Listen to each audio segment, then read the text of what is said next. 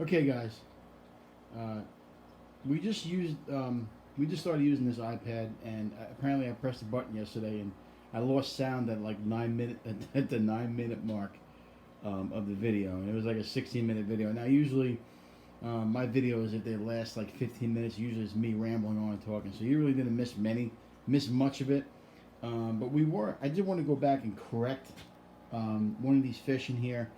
Um, I did mention we had the gold barbs in here. Um, and the one was quarantining. We just put him back in the tank because he had a little bit of red marks on his side. Looks like he's better. I put him back in the tank, but the one barb I said was a torpedo barb. I was wrong on that. I don't know if you can see him in there. The snakeskin barb was right, but the long one was not a torpedo barb. It was actually, I looked it up. It's a banded barb, a banded African barb. That's what it's called. So that's a mistake I made. He's actually right in the front there. If you see him, he just swam away, but he's actually the one that's banded. Right there. See, a beautiful fish. I've had that fish for about 6 years now. He's been in there for a long time. I had 3 of them. They're in there somewhere. They swim around. You see the gold bar back there. He's just getting back into the tank, but he was a little bit banged up. But we got him back in there. So this is what you call the barb tank, the barb 20-gallon.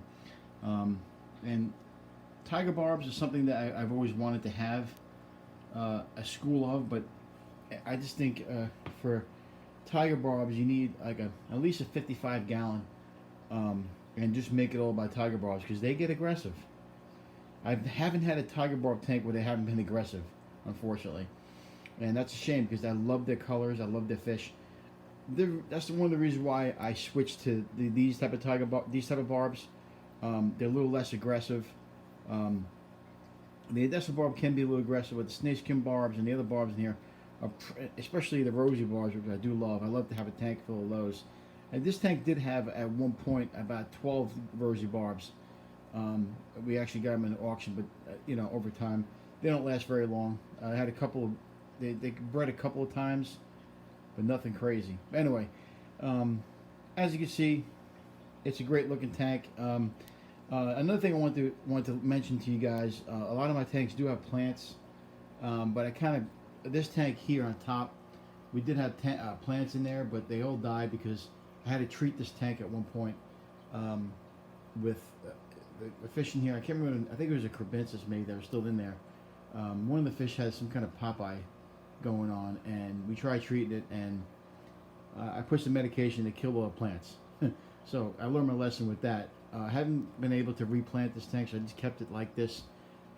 If it ain't broke, don't fix it. Same thing with the bottom tank. I did at one point have some live plants in here, but these barbs, with the tiger barb especially, destroyed the plants.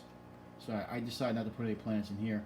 I did try putting a plant with the Bala sharks, and that plant I moved from tank to tank. But you can see the Bala sharks or some of the barb. I got a couple of mascara barbs in there.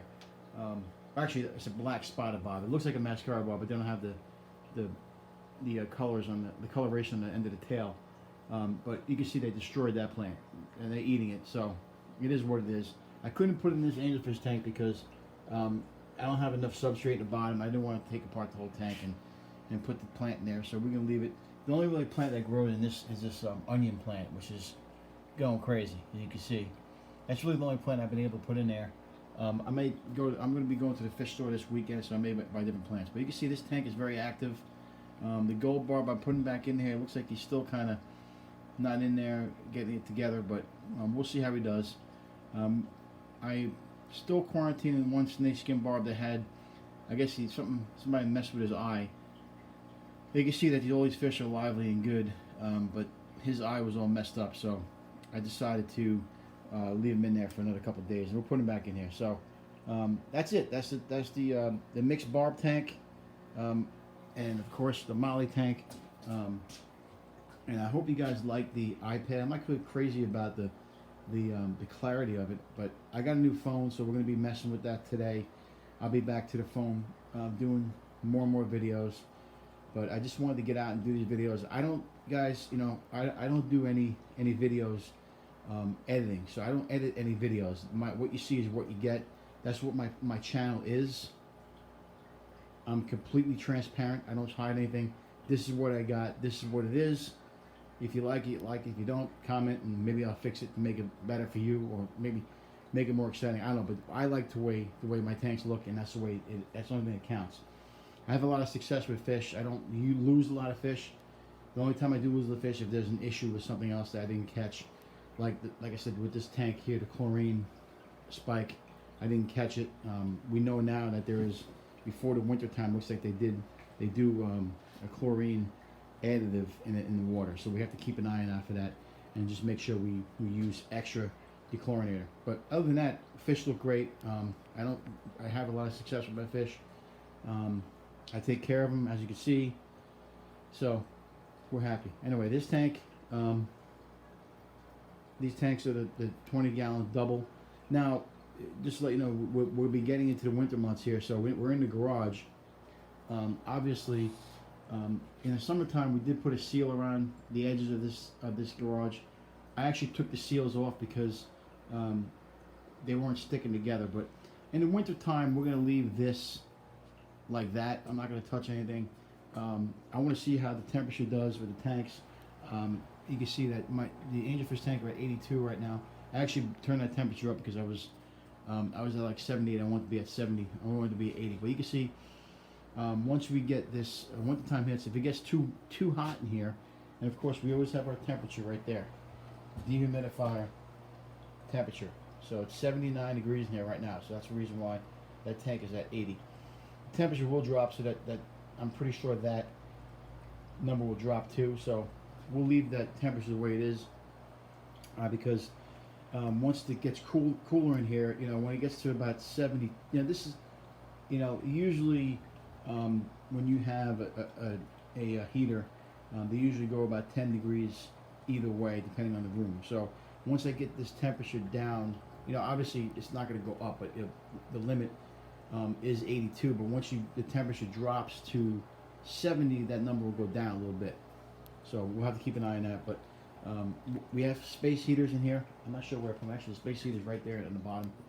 I gotta get a light. You can see that. But I gotta figure out the lighting in this. But that's my cart.